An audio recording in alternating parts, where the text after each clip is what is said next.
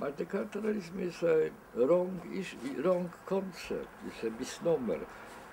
Madame Merkel said that multiculti is finished, you know. But what she meant by that, she meant by that when the movement of population into Europe was not as massive as it is now, and when there was a strict over global hierarchy of cultures, Europeans were convinced that their culture is the top of evolution, and all the rest of the humanity will sooner or later have to lift themselves to the level of Europe. Therefore, if you were a foreigner, the locals will expect that you will assimilate. That was the concept, assimilation. And that means abandoning your own identity which you brought with yourself, stop being different from others and become exactly like the natives want you to be, just like them.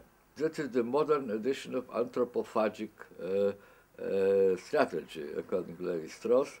You eat the difference, eat the difference. Thousands of years ago, probably, our remote ancestors ate strangers literally. They were cannibals, perhaps they were. We are no longer cannibals, but we eat culturally the foreigners. And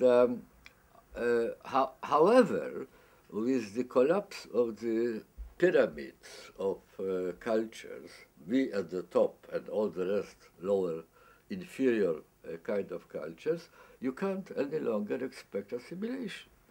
In Germany, where Madame Merkel presides, you know, the greatest minority of strangers, of foreigners, so to speak, are Turks. Turks see no reason why they should stop being Turks. 100 years ago, it would be obvious that Turks are relatively primitive by comparison with Europeans, so they should adjust themselves, assimilate. No longer this is the case. Our planet, not only Europe, but all continents of our planet, change their morphology. We are not becoming combinations of superior culture already developed and elements underdeveloped of inferior cultures, which await to be assimilated into the higher culture. We have now morphology of what I called archipelago of diasporas. In London, for example, there are allegedly 70 different ethnic, linguistic, religious diasporas. They live with each other, next to each other, in very close proximity. They send their children to the same schools. They work in the same enterprises, in the same factories or the same offices, but they keep their identities which they see no reason to abandon. Therefore, when you say multiculti is dead, what is probably meant is that it is here to stay. The multiplicity of ways of life is here to stay. It is not a temporary irritant, as our ancestors were convinced that it is. They saw that for the time being they are strangers, but well, in 10 years or 15, they will dissolve in the native population. Such a perspective is no longer on the card. The great challenge which stands in front of us in all continents is to learn the very difficult art of living permanently with difference. I think we are in a transition period. I call it interregnum. A situation when the old ways of dealing with problems, old ways of doing things, already do not work, but the new ones have not been yet invented. The problem of living with strangers was for thousands of years resolved with the help of anthropophamic strategies. They are no longer available. And if they are no longer available, we must create new strategy, but we haven't yet. Well, xenophobic thought, I think it is a passion, it is a frenzy, it is a craze, which is temporary. It doesn't necessarily relate to the same issue. Uh, when the situation is very, very complex, it is natural tendency among people to try to simplify it, to reduce the complexity to just one target. The question is not confrontation of religion in this case. The question is, as I repeat what I said before, adjustment to living permanently with difference. It doesn't matter what sort of difference. It could be religious difference, it could be linguistic difference, it could be way of life, style of life. But the problem is how to separate peaceful and beneficial living togetherness from the requirement of becoming identical with each other. Homogeneity. People were afraid, expected globalization to homogenize cultures. It is not happening. Globalization is as much unifying as it is dividing and creating new differences. We live at the moment in a very difficult time because it is a time of transition. The world 40, 50 years ago was very different than it is now, and we didn't have opportunity, we didn't have chance, we didn't have necessity to learn this art which is needed now. Hannah Arendt once praised Lessing. Lessing was one of the pioneers of German Enlightenment. She praised him not only for being one of the first, or perhaps the first to say, look, don't have any illusions, differentiation of humanity will be eternal. There will be never, the merger, the blending of cultures, the melting pot. It won't happen. The differences are here to stay. He was very, very pleased that differences are here to stay, because he was convinced that what makes us this very curious species, humans are a transgressive species who constantly go beyond the established boundary, which are intrinsically creative, which are not as they are, but are always becoming something else. Now, chances of being creative in such a way are growing with the differentiation of people, because there's more ability to learn from each other. People are different. That means that they may contribute something to my life. They may teach me something I don't know. It never occurred to me. And all sides involved in this multicultural relationship are benefiting from that. I suggested at some point these two